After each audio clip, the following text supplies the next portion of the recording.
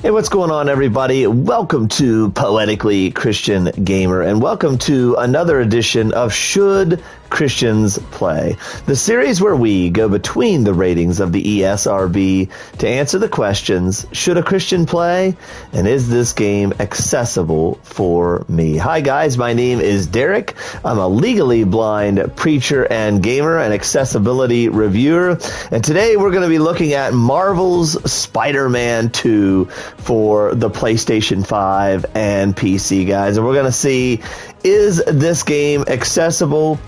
And is it morally accessible for us to be able to play as a Christian? So let's jump right in, guys, with the physical accessibility side of things, and let's jump in with the low vision and blind spectrum, as that's where I come at things from. So first of all, guys, Marvel's Spider-Man 2 originally released for your PlayStation 5 back in 2023, but really the important thing is it got an update or a patch in the spring of 2024, and this is where the accessibility really got kicked up a notch in this game. So what we're going to do is we're going to kind of load up a game, and I'm going to show you guys the extensiveness of the accessibility menu, and we're going to kind of cover all spectrums. Not only blind, but we'll just kind of show you where we are as far as blind, low vision, the deaf and hard of hearing, the motor disabled, and cognitive disabled. And we'll just kind of skim around the settings, and I'll let her do the talking and show you guys, and I'll just kind of interject where I can. All right, so let's load up a game here. As you can see, we have a screen reader, guys. Always a plus, starting any game. All right, now let's go to our list. So as you can see, all of these things are narrated, and I like how they do this in Spider-Man 2 is we have a dark background when you pause, and you got light writing, and it's decent sized, but when you go into this, it's all broken down by gameplay, sound, controls, visuals. Accessibility has its own tab, always a plus. Now let's start with the low vision and blind. What does this game have? Well, it has virtually almost this is almost completely playable if you are completely blind.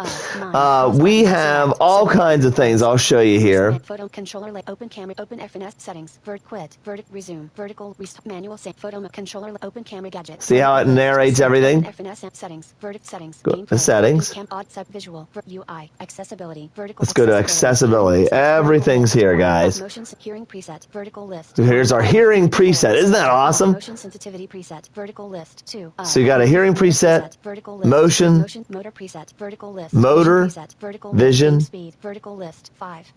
So you can adjust everything. Game speed, assist, vertical list, chase. That's where it'll lock on your camera when you're doing those missions where you're chasing down like a car that's been robbed, or a person on foot, or one of the bosses that's kind of flying through the city. You will automatically lock on, and it'll keep your camera focused on them.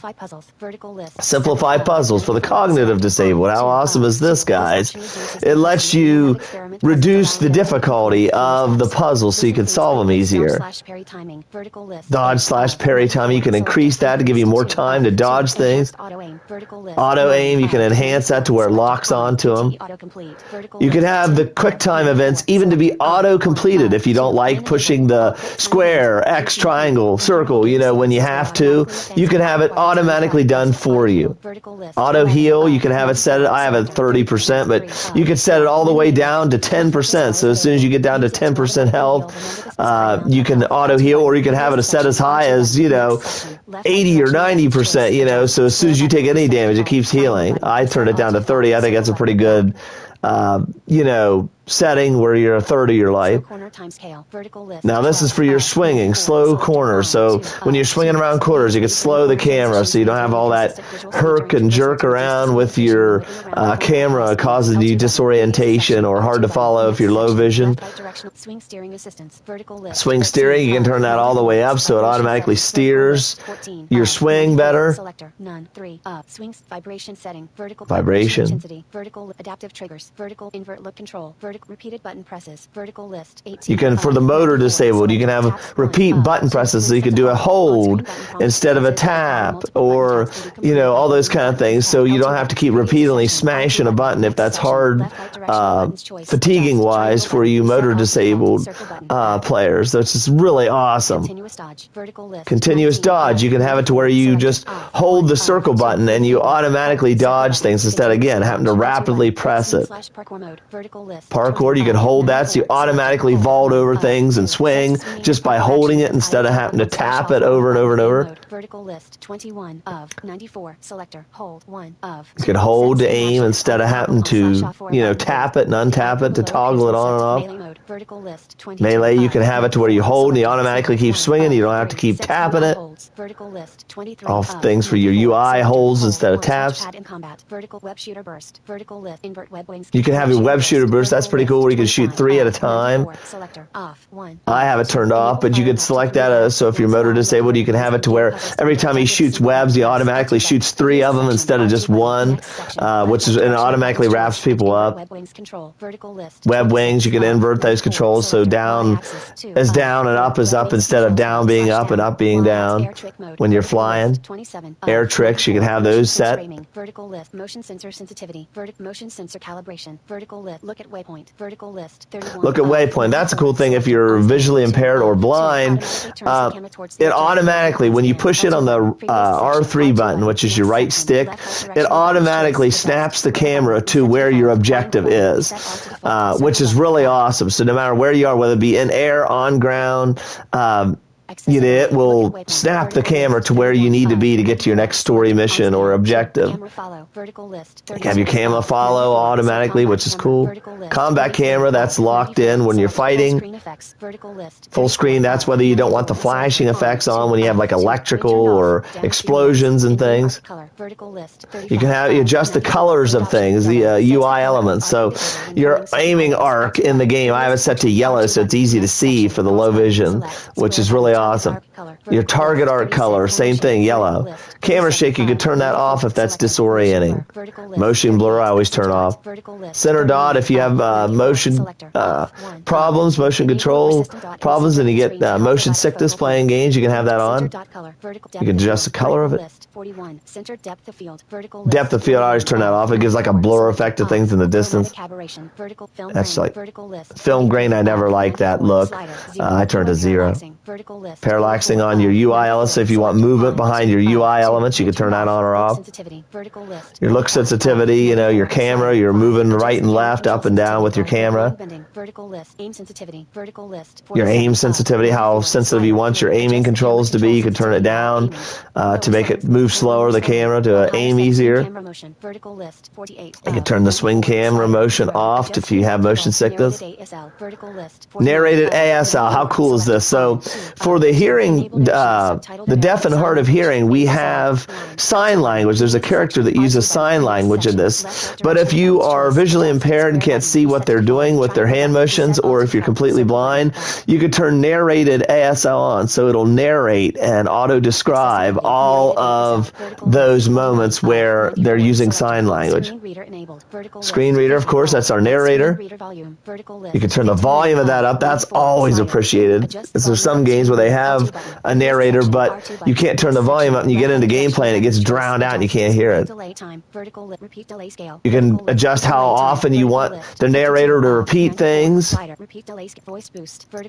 You can voice boost. How cool is this? Again, for the hard of hearing or for someone cognitive and you want to be able to focus on what's being said over anything else, you can turn the voice boost on where it boosts all voices and kind of puts everything else into the background. I think that's really awesome. Audio descriptions enabled.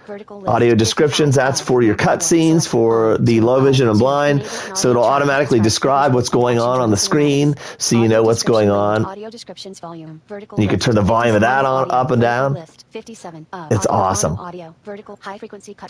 Mono, you can turn that whether you know, maybe you're hard of hearing in one ear and you want everything to come through a mono sound, you can do that.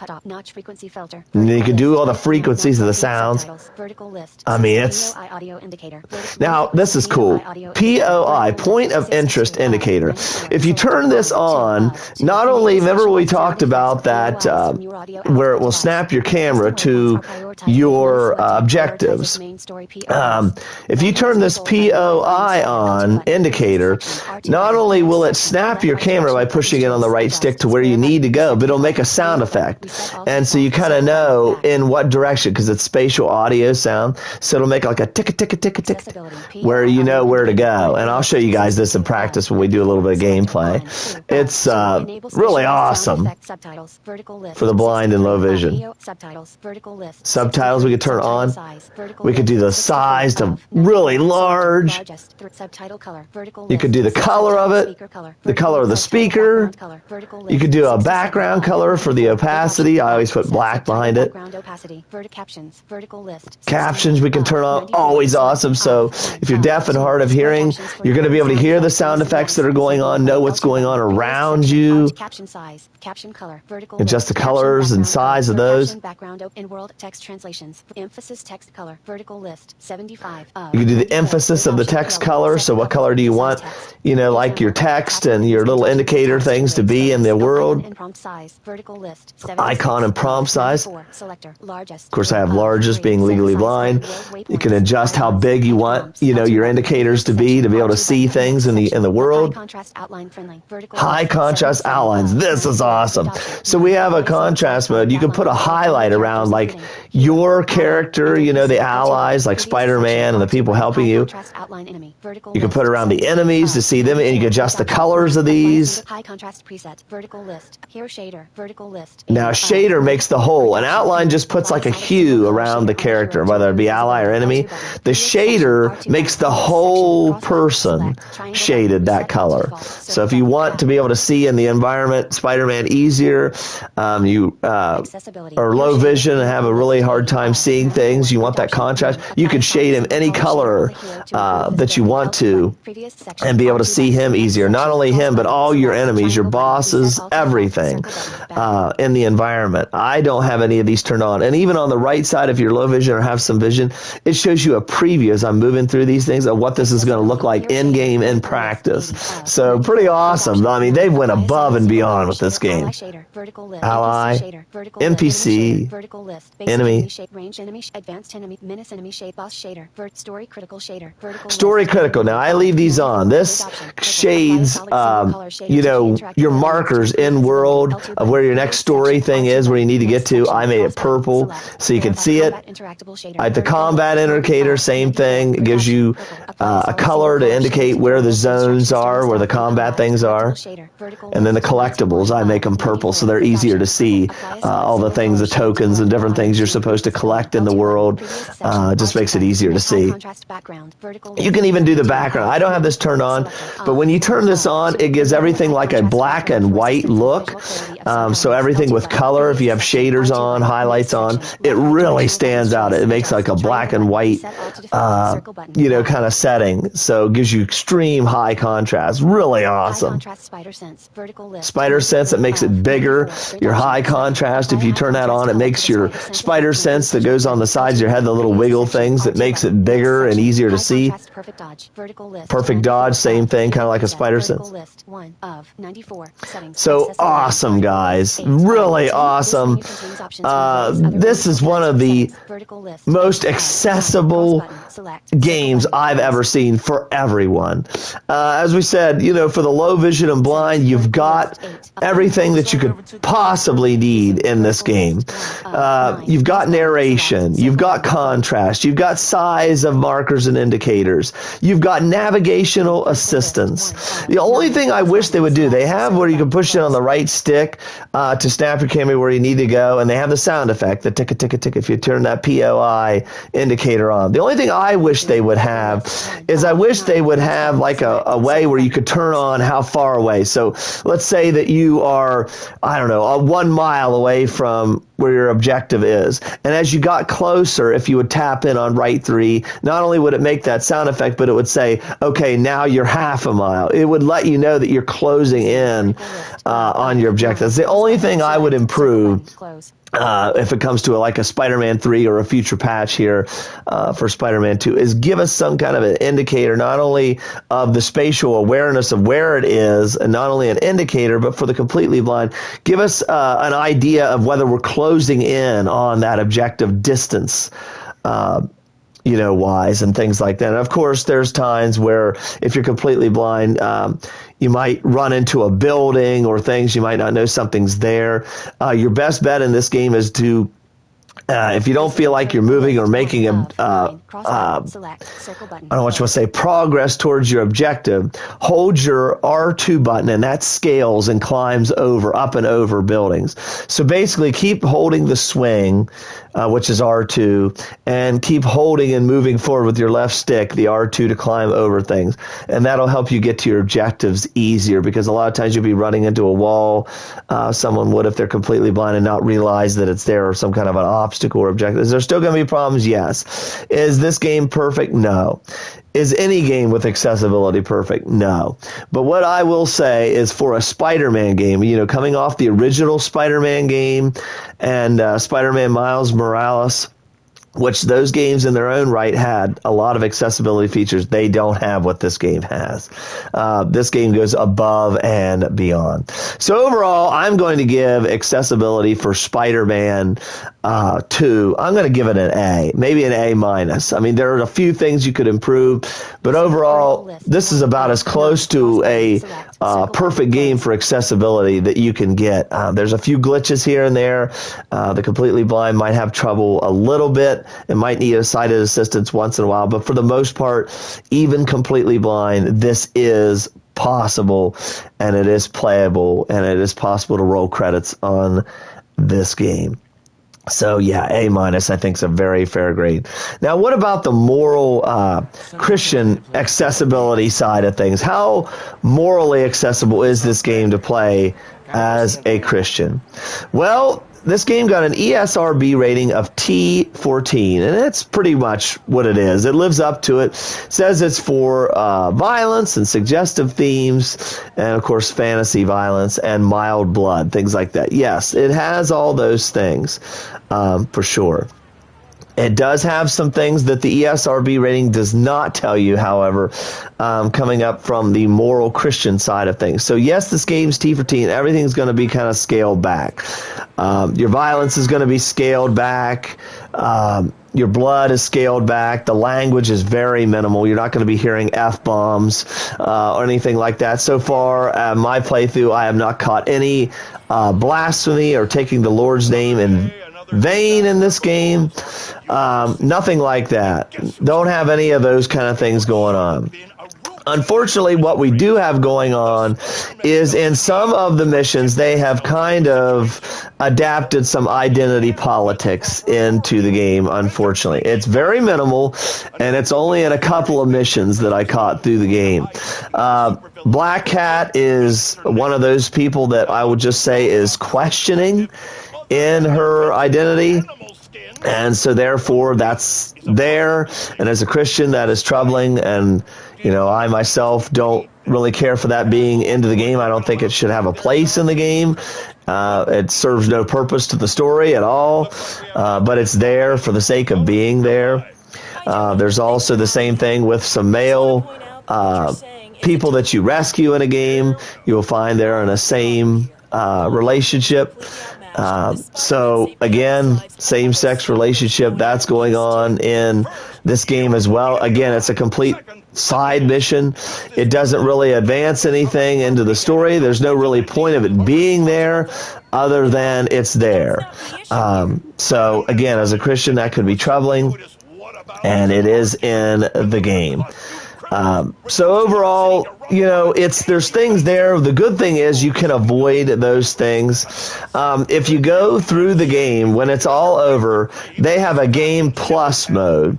And after it's over, you can play through almost in a level select the missions that you like. So, of course, if you go through and you make a middle note, I'll just give one away. Black Cat is one of the offenders in this game when it comes to that kind of content. So let's say you want to avoid the Black Cat mission. You can do that. You know, when you go back to level select, you can pick which ones you redo, whatever you want to do. And, of course, there's always the random crimes, which constantly regenerate. Even after you beat the game, they're always going to be there. They're always going to be generating. So this game, even long after you roll credits, is going to have something to do.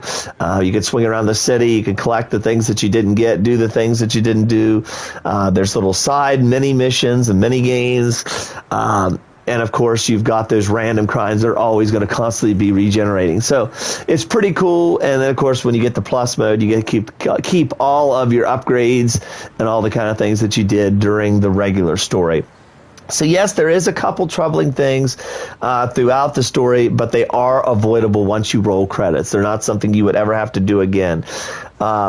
But is it something that you might want to avoid, you know, and not play at all because it's in the game completely, you know, to begin with? I totally understand that as a Christian. So I'm just letting you know that content is there. It is avoidable to an extent. And then once the game is rolled, it's avoidable completely. But you will have to get through those couple of things to do a complete playthrough of the game. But there's always that teaching moment, that you can tell your kids or, your family when you're playing through that, and why we believe the way that we do as a Christian. But it is in the game, and I just wanted to let you guys know that it's there. The blood is mild. The language is very mild. The violence is mild. And overall, it does have some good takeaways as far as being a hero, being willing to sacrifice for others, being selfless instead of selfish. Very good takeaways for Christians. And accessibility-wise, there's nothing close. I mean, comparing this to the other two Spider-Man games is night and day. So overall, I'm going to split the difference here. I'm going to say this game is mostly accessible because of the mild content, but we do have those couple of troubling things. So, I got to say C. Split the difference and say this is C for Christian accessibility. If you don't like those things, and then, of course, after you roll the game, it goes up because you can avoid them completely. So that's my grade as far as the moral Christian accessibility side of things. All right, now what about the gameplay? I'm going to show you guys these accessibility features and these content things in practice, and we're going to try out a mission here and see what you guys think of this. So here we go. See, it snaps us where we need to go. You can jump over the water. Cross button. You can fly. Pretty awesome. Keep snapping. I believe I can fly. New York, here we come. Pretty cool.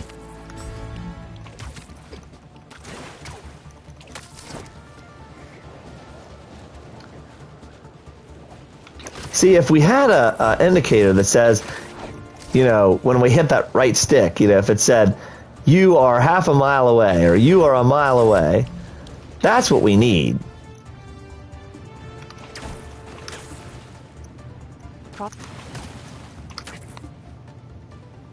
Cross button, jump. There we go. Back into the city. In the city. Woo-hoo. All right. See, once in a while, if you could climb these scale things, because sometimes you don't realize that you're running into something if you're completely blind. So you could scale buildings by holding the R2 button. So unlike normal games where, running into a building would be a kind of a game ender for someone completely blind. we got the ability to scale these things.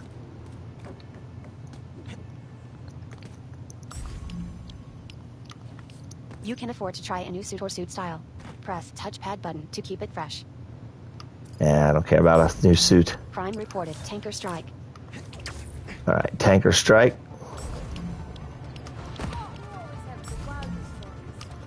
Taking us over here.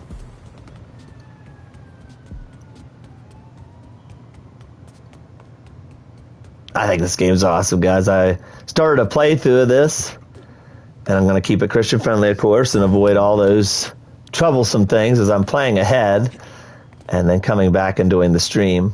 That way I can, edit out the things that we don't want.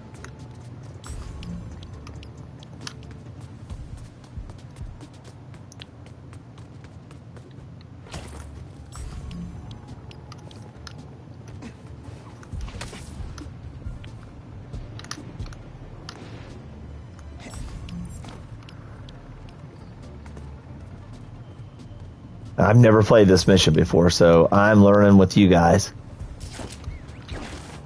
It's Tuesday, January. All right, let's see what's going on here. It's 7:20 a.m.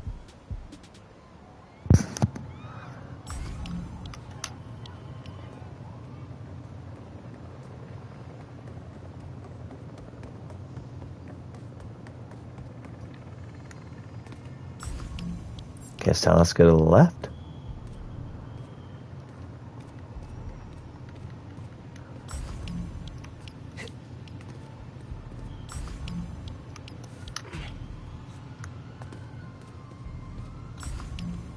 Music's kind of getting a little creepy.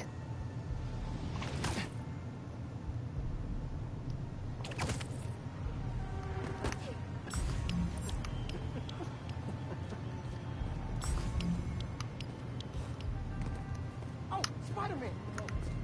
Have a good rest of your day. Okay, we'll go up and over this. Looks like it might be behind this.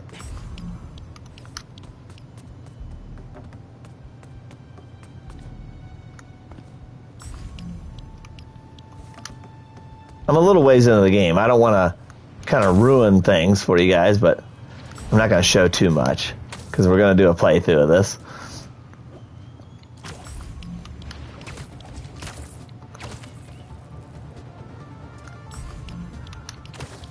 Music reminds me of Grounded, the Grounded game. Taxi! Prime reported. Break in. Break in.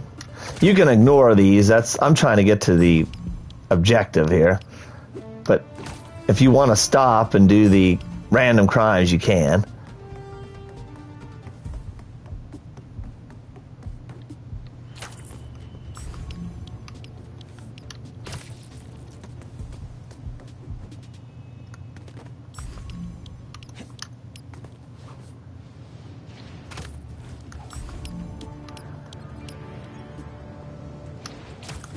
Cross button.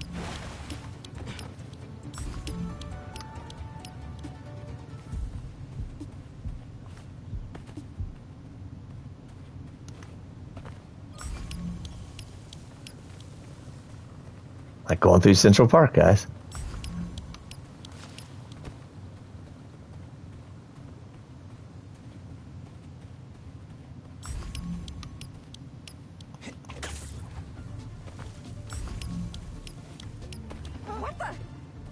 Oops, sorry. Excuse me. Gotta do it like the New Yorker thing, though. I'm walking here. See, there's our marker in the distance.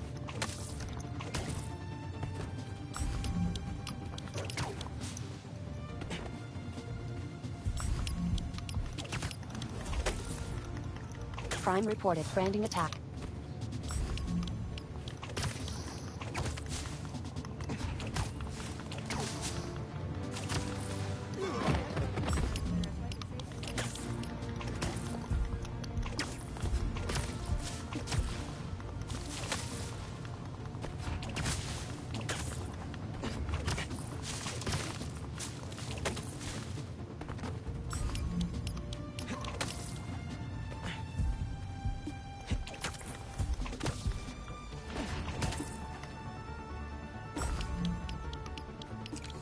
You can afford to try a new suit or suit style. Press touchpad button to keep. All right, maybe that's what it's wanting us to do. 8. L1R1 tab list. 7. Affordable. Miles. 4. Affordable. Progress. 17%. Upgraded suit. Grid. Row. 1. Item. 1 of 4. Equipped. Suit styles. Affordable. You can afford to try a new suit or suit style. Press touchpad button to keep it. Okay. I think I did. 1 of 8. L1R1 tab list. Central Park. Suits. 2. Okay. All right. So I guess that's what it was taking us to. It was wanting us to do the suit. I was there earlier and avoided it, thinking I was supposed to be doing something else, but it wanted us to change our suit, evidently. Do what it says. Do what it says. All right. Well, you guys are kind of getting the gist of it here. I don't want to give away too much as I'm going to do a complete playthrough here, but you can zip around the city. You see the markers. If you can't even see the markers and you're completely blind, you can hear the spatial direction. As I said, hold the R2 to swing and just keep tapping R3. I mean, you can tap it as fast as you want, as many times as you want, and it'll keep snapping you, even in air, where you're supposed to be. And then usually when you get near your objective, it'll make like a little sound effect, as you guys heard when we got to that suit.